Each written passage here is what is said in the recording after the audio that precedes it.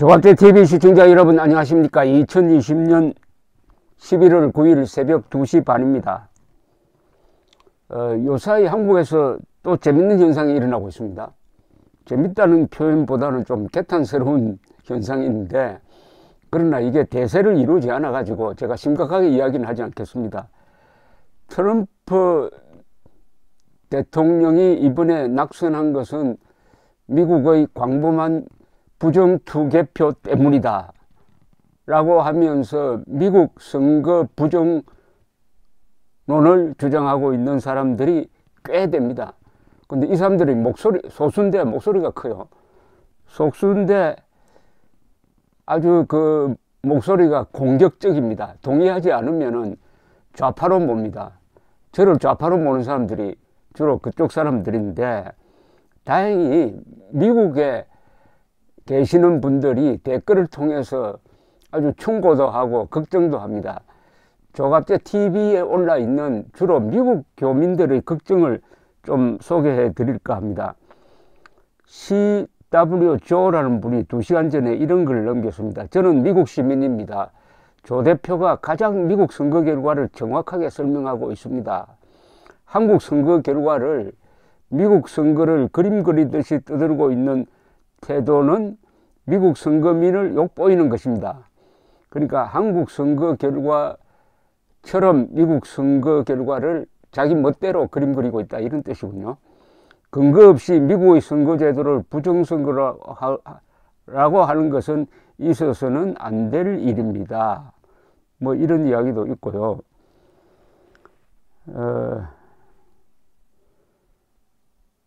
우리 보수 일부가 트럼프 지지하는 걸 보니 완전 텃밭이 되겠군요. 대깨문과 같아요. 걱정입니다. 한국 보수가 세계의 조롱거리가 될 것 같아요. 그래서 국민의 힘이 보수 유튜브와 거리 두는 것을 이제야 이해가 됩니다. 지금 텃밭 같은 보수 유튜브 심각하더군요. 여기저기서 뭐 이런 이야기도 있고, 하여튼 걱정하는 사람들이 많습니다. 이거 다 읽어 드리려면 너무 시간이 많이 걸리고,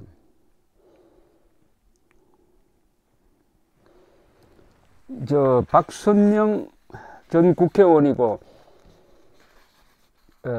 탈북한 북한에 억류됐던 포로 문제를 국제적으로 제기하시는 분이죠.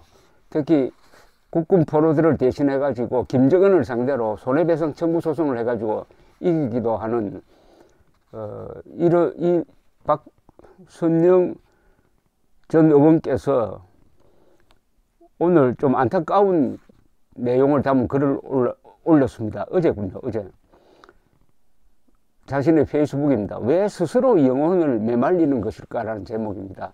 11월은 짧다 해도 짧지만 사람들 마음도 짧고 올 한 해 남아있는 시간도 짧다. 내가 아침에 바이든이 미국 대통령 당선에 필요한 선거인 단수를 넘겼다며 일단 미국 대통령이 되었다는 글을 썼더니 내 정체성 운운하며 난리가 났다.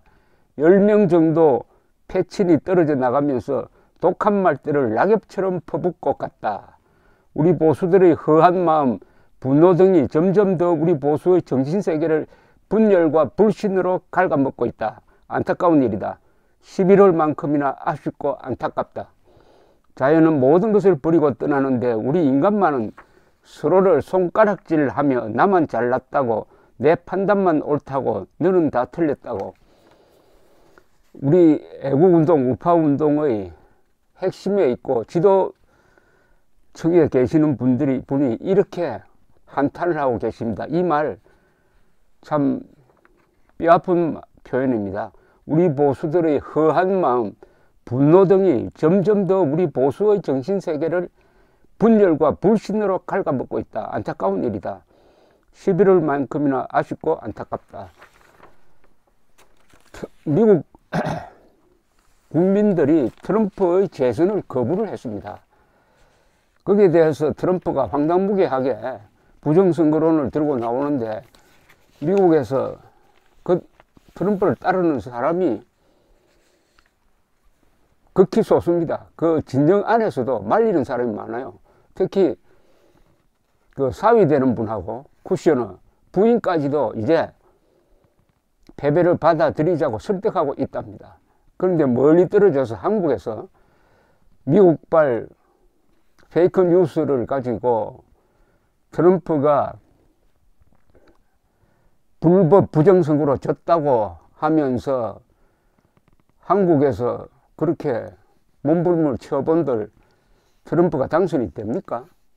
그리고 바이든이 당선되었다고 하면은 무슨 원수되는 사람처럼 이렇게 하니까 그 사람들을 앞으로 우파라고 불러서는 안 되겠다는 생각이 듭니다. 지금 트럼프 당선을 애석하게 생각하는 게 문재인 세력, 김정은 세력, 그리고 지금 어떻게 보면 우파 인척하면서 거짓 선동하는 세력, 이 3자가 이상한 연대를 지금 하고 있다는 생각이 들어요. 이 조갑제 TV 댓글에 오른 것 중에서 주로 미국 교민들이 올린 걸 제가 한번 소개를 해드리겠습니다. 미국 교민들 중에는 황당무계한 음모론을 펼치는 사람이 비교적 적습니다. 역시 현장에 있으면 달라지죠. 참고로 이런 통계 하나 알려드릴까요? 수십 년 동안 미국에서 우편 투표를 해가지고 약 10억 명이 투표를 했는데 그 중에서 오류가 나온 게 뭐 부정이라고 봐도 되겠죠. 오류가 나오는 게 한 1000표쯤 된답니다. 1000표. 10억에서 오류 또는 부정이라고 볼 수 있는 게 1000표라면은 전무하다는 것 아닙니까? 전무 없었다는 거 아닙니까? 우편 투표를 수십 년 동안 했다면은 그것이 정당하고 정확하고 믿어야죠. 10억 중에서 1000표. 그런데 당락을 바꾸려면은 그 정도 가지고 되겠습니까? 0.0000 한 1% 될 텐데. 알렉스 비언이라는 분은 이렇게 이야기했네요. 누구는 미국의 선거제도를 아프리카 후진국 수준으로 보는 심각한 편파주의자다. 누구는 제가 집었는데 자꾸 트럼프가 당선되었다고 주장하는 사람입니다. 모이팍이라는 사람은 문재인의 거짓말 생산과 트럼프가 비슷합니다. 문재인을 트럼프와 같은 인간이라고 전략적 홍보를 해야 할 판인데 트럼프를 편드는 우파가 문재인이 먹어야 할 욕을 대신 먹습니다. 한국 우파는 트럼프와 같은 부류라고 오해받을 수 있으니 이 사실을 좀 전파해 주세요. 존 리, 트럼프와 문재인은 닮은 인격, 거짓과 위선, 이런 사람이 지도자란 이름으로 설 자리는 없다. 박은정 씨는 이렇게 썼네요. 오지랖도 이런 오지랖이 없어요. 한국 사전투표 음모론도 모자라 이제 미국 선거에까지 음모론에 매몰되어 난리인 한국 분들은 정말 이해할 수가 없습니다. 김형교라는 분은 대통령이 가져야 할 품격이 어떤 것인지 보여준 바이든, 문재인은 보고 좀 배워라. 파블로 최, 전 세계의 질서 회복에 크게 기여하기를 바랍니다. 한규형, 바이든 내공이 대단하네요. 미국 국민들은 옳은 결정하였네요. 우리나라는 언제 말과 행동이 같은 사람을 뽑을까? 그 다음 기엽윤이란 분은 영어 스펠링 보니까 미국에 사시는 분이군요. 진영 논리를 떠나서 지도자가 트럼프와 같은 소양을 지녀서야 안 되죠. 문정권 들어서 우리 사회의 가장 큰 폐해는 많은 사람들이 진영 논리에 함몰되어 이성을 상실해 버린 것입니다. 운동권 정치인들이 심은 가장 큰 폐해에 대하여 역사에 준엄한 심판이 있을 것입니다. 모이팍이라는 사람이 또 썼군요. 우리 우파들이 트럼프를 지지한다면 세계인들이 우파를 트럼프와 동급으로 생각할 겁니다. 결국 보수 괴물이죠. 아니 우리 우파가 트럼프와 동급으로 여겨지면 되겠습니까? 거짓말쟁이 트럼프와 한국의 우파가 이퀄이 되면 되겠습니까? 김정은을 연인으로 생각하는 트럼프와 한국의 우파가 동급이면은 한국 우파도 김정은을 그렇게 본다는 이야기입니까? 뭐 그런 뜻을 담아서 한 이야기군요. 앤 프린스, 세상에 집권당도 아닌 야당이 선거 조작을 한다고요? 이런 부류들이야말로 우파 분열주의자들이고 우파를 이 사회로부터 계속 왕따시키는 장본인들이네. 이게 아픈 지적입니다. 트럼프를 추종하는, 맹목적으로 추종하는 사람들이 우파를 분열시키고 우파를 왕따시킨다. 존 화랑이라는 분은 트럼프를 사랑하는 우파가 한국에 왜 그렇게는 많은가요? 부정투표 과연 그럴까요? 미국 언론이 수진국 수준인가요? 바이든이 좌파이고 트럼프가 우파라고 생각하기 때문인가요? 과연 그럴까요? 중요한 것은 국익, 자유민주주의, 자유시장경제 같은 개념이고 풍미에 맞는 자가 선발되는 것이 중요합니다.